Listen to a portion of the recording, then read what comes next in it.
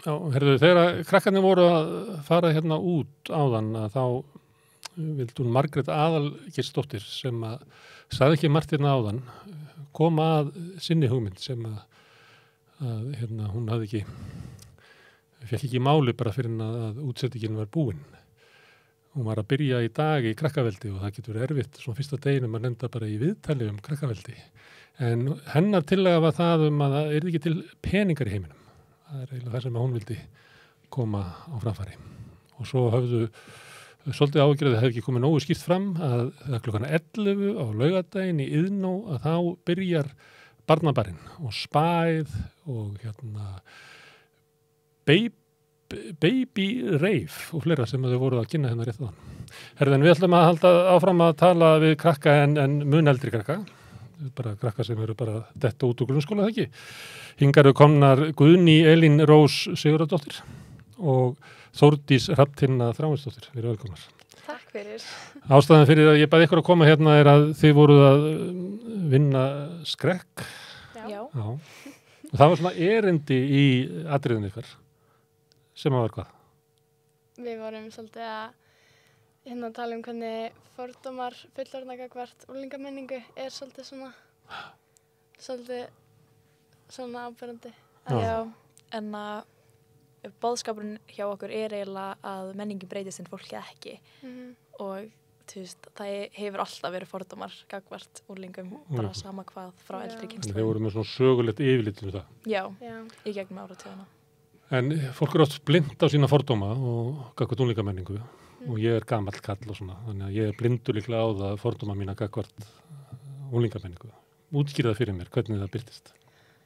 Það er svolítið mikið svona alltaf læti og vesen og það er alltaf eitthvað svona villingar og eitthvað svona Það sé svona, fólk sé hrætt að fara allt úrskeiðis einhvern veginn. Já, svona treystu þeim ekki alveg og er alltaf að tala hvað unglingar eru eitthvað, alltaf að vesenast, bara eins og ég sagði. Eins og sé bara svona vá frá unglingum, bara hætta. Akkur er þetta þessi? Ég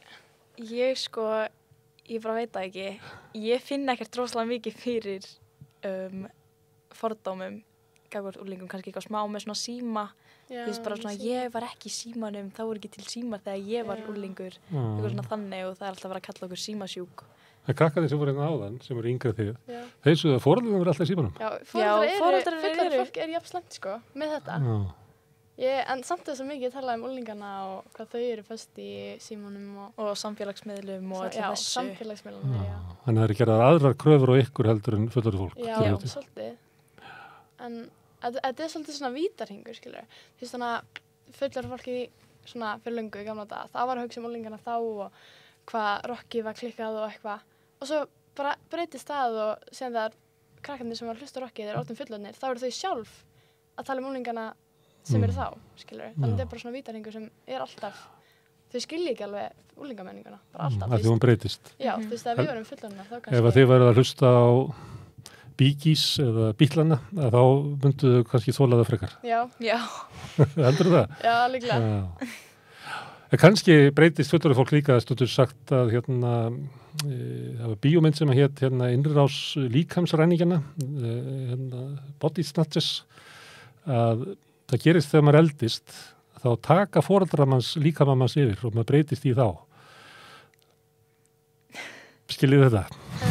Þá ég við að nú er ég orðið bara eins og pabbi var og ég er með sömu fordómann og pabbi var og hann er með sömu fordómann og afi var með. Þannig að við breytust veldust. Þannig að það væri kannski ekki, þið fengið ekki frið þótt þið væri að hlusta á bílana og það sem að foreldrarnir hlusta á. Nei, kannski ekki. Nei. Nei. En hvað er unglingamenningin núna? Hvernig er hún? Það sem að þið eigið sem er ólíkt við það sem að fullorðna fólk er með. Náttúrulega tæknin. Já, tæknin. Það er bara það stærsta. Það er langstærsta því það náttúrulega er svolítið stór partur af lífi okkar en var ekki stór partur af lífi foreldra okkar. Það þau voru unglingar. Og tæknin er þá bara fyrst og fremst netið, ekki? Já. Þú veist, þetta er orðið svo rosalega stórt. Á svo stuttum tíma. Já. Og fyrir þá sem ekki, hvernig byrtist það megnið að ykkar samskiptum í gegnum netið? Er það þannig? Þú veist, ég tala mjög mikið við vini mína, ég í samskiptum með mjög mikið af fólki, þú veist, til dæmis á Snapchat og eins og til dæmis skrekkgrúpan okkar, hún var mjög mikið á Instagram, þannig við vorum alltaf að senda á það og alltaf Instagram. bara, þú veist, samfélagsmiðlar koma mjög mikið, þú veist, bara skipta mjög miklu máli einhvern veginn fyrir okkar menningu. En haldið þetta sé svona eðlismunur að þið séu til dæmis kannski tengdari, fleiri heldur en að fólk var áður en að neti kom? Að þið séu svona í reglulegu samskiptu við svona stærri hóp í staðin fyrir að vera kannski í skóla þar sem eru 3 bekkir eða eitthvað slúðis að samskiptin hafi meira og meira verið bundið við það en nú getið þið haft samskipti við fólk bara í Kína þess vegna? Ég held að það er léttara að hafa samskipti við fleiri núna en þú veist eins og pabbi minn átti svona pennavinn og eitthvað og bara sendi einhvert og flöskuskipti. Já. Og þú veist en ég held að það er mikið léttara að bara ég get bara sendið eitt skilaboð á bara eitthvað og ég get bara fengið svar bara svona og eitthvað en hann þurfti kannski að bíða einhverja 3 daga og það er jákvætt? Já, það er jákvætt. Ég myndi alveg segja það sko. Þegar maður horfir á fréttir og hlustar á umræðu þá er talað þetta sem neikvætt að það sé rosalegt álag á ykkur að það séu samskiptamiðlarnir séu stómharðir að það séu grasseri sko einelti og útilokunar menning og það er náttúrulega bæði kostur og gallar við þetta, skilurðu. Það er hægt að telja upp alls konar rauk fyrir því að þetta er ekki gott og sömuleiðis með að þetta sé gott og jákvætt og svona.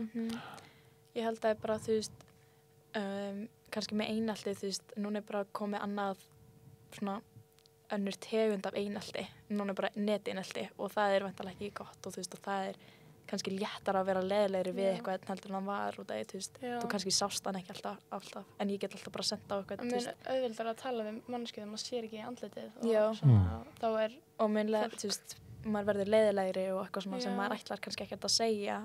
Og sérstaklega líka að túlkast öðruvísi yfir SMS. Segjum að ég hef oft sendið eitthvað vinkonum mínar sem þær túlka öðruvísi og ég sé kannski pirruð.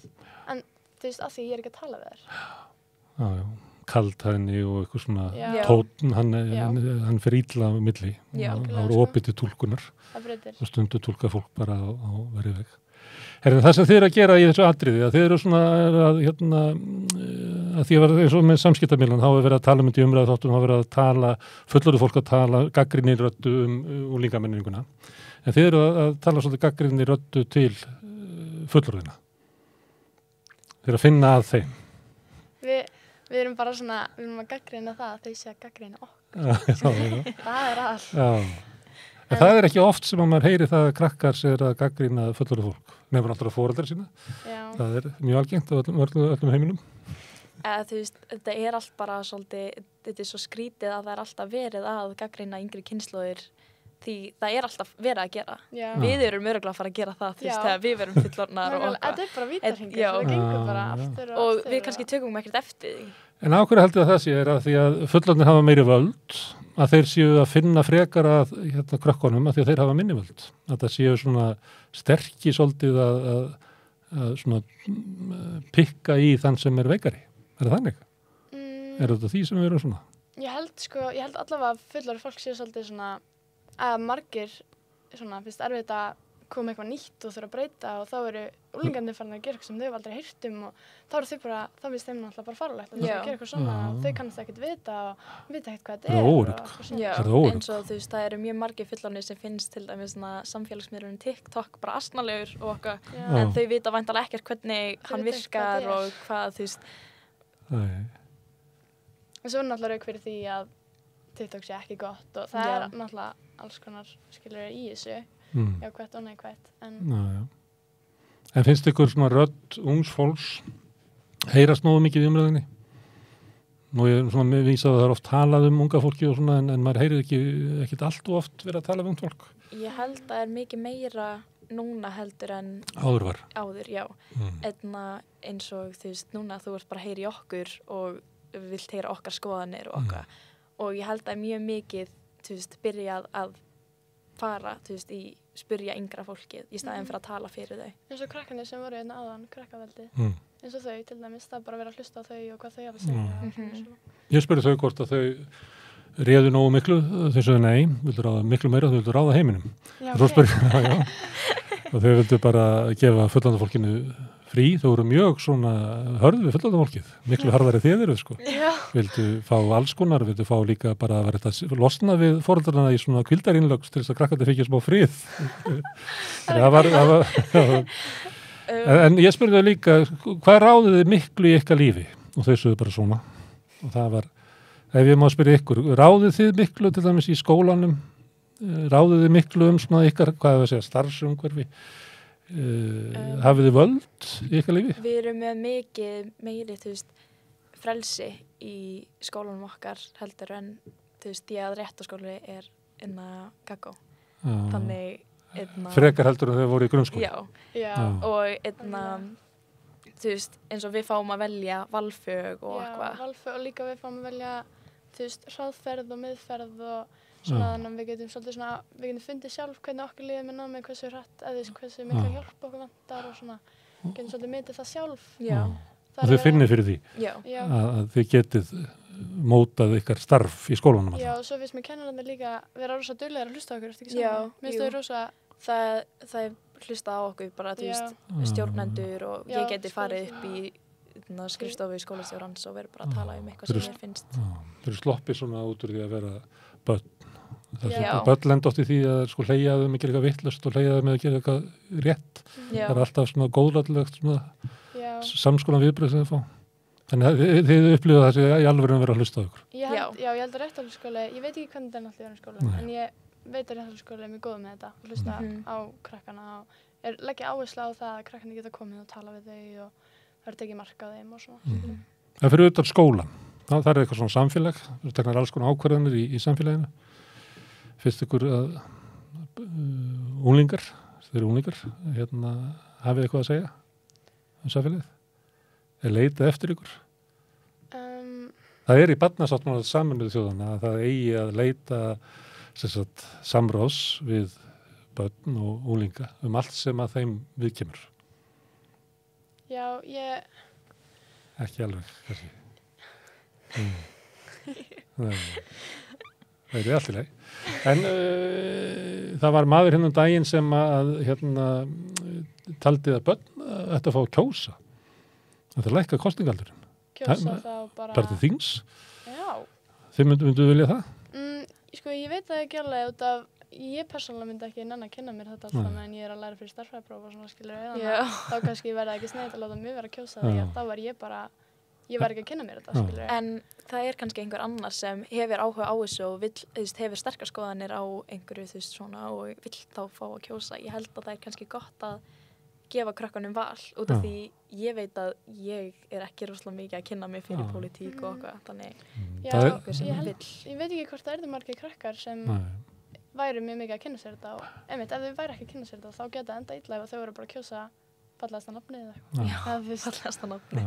Eða það sem við heyrt mest eitthvað. Það er til útfærsla á þessari hugmynd sem er líkt við það sem þið að segja. Þá væri það þannig að allir fengi kosningarétt 16 ára eða 18 ára, en þeir sem eru yngri getur kalla eftir honum, getur fengið hann sem er það sem eins og þeir að segja, ef ykkur hefur sérstaklega áhuga þessu, þá geta sótt sér kosningaréttin. Mér finnst það alveg mega sens, ef maður hefur áhuga og vill geta kosið þá á maður ekki alveg að geta fengið það, skilur. Já. En þið voru að vinna skrekk og það er rosa stórt. Já, það er svakalegt. Þetta klikka, við erum mjög ánægð. Já, og eru þið þau fyrstu sem að koma með verðlaunin til réttarháskóla? Já, svo sannarlega. Það er svakalegur heiður. Já, þetta var aldrei unnið fyrir núna. Já. Vegna okkar og hópsins. Já. Og þið eru ennþá að fagna innra með ykkur? Já. Og þessu nokkri dagar liðnir? Já. Ég er bara ennþá að meðtaka þetta. Já. Ég er ofta að tala um þetta og svo mann ég bara, atriði vanskilu. Já, ég bara, er þetta draumur eða? Já, ég er ofta að vakna á nóttunni bara, þetta er rosalegt.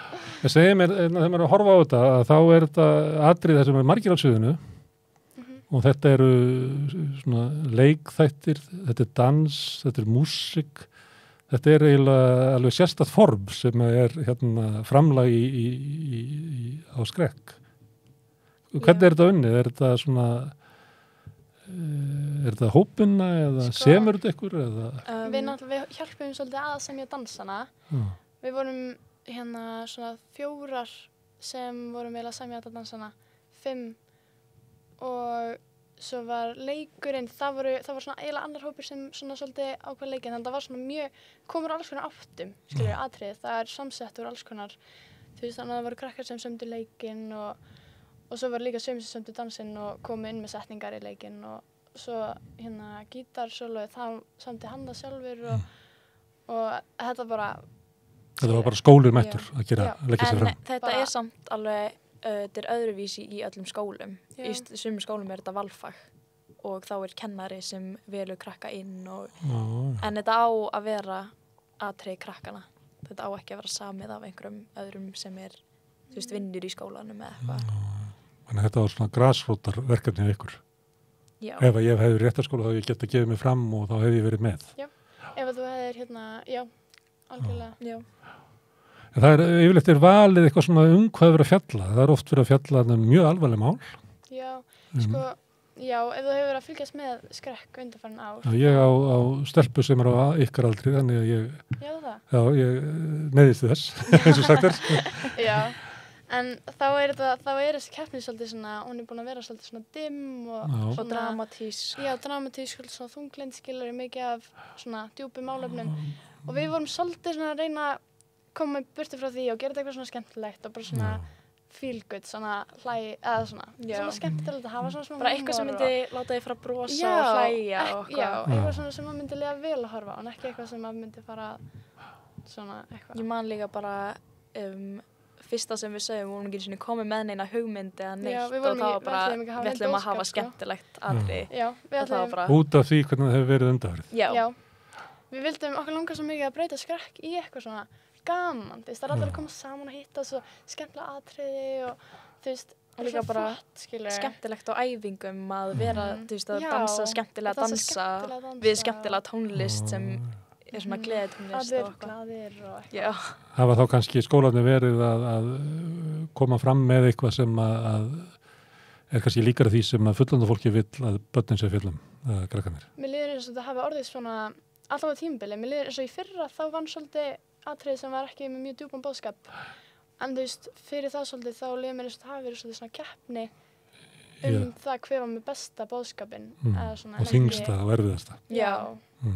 En alltaf líka mörg eiginlega öll atriðin sem hafa unnið og verið bara rosalega flott, skilur. Já, vel gerð. Já, nákvæmlega, mjög vel gerð og bara mjög flott atriði, en við vildum bara við vorum ekki búist að vinna, sko. Af því þetta svo dimm keppni, skilur, en við ætlum bara að hafa gaman og með þarna vera eitthvað að flippa, skilur. Við vorum öll bara mjög þakklátt að komast inn. Af því við komst inn í wildcard sem svona eftir á, þannig að við vorum ekki með neina vonir eða neitt, sko.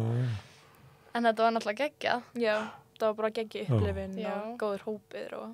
Já, þetta hefur verið svona öskubuskusaga, eins og þetta Já, eiginlega. Óvæntir sigurvegarar. Já.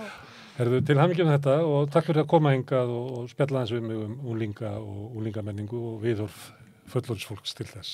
Takk fyrir að hafa okkur, já. Herðu, þá segjum við rauðaborðinu bara lokið í kvöld og það verður næst reglulegt rautt borð á mánudaginn næsta klukkan 8. Þá verður eitthvað allt annað á dagskrá. Sjáumst á.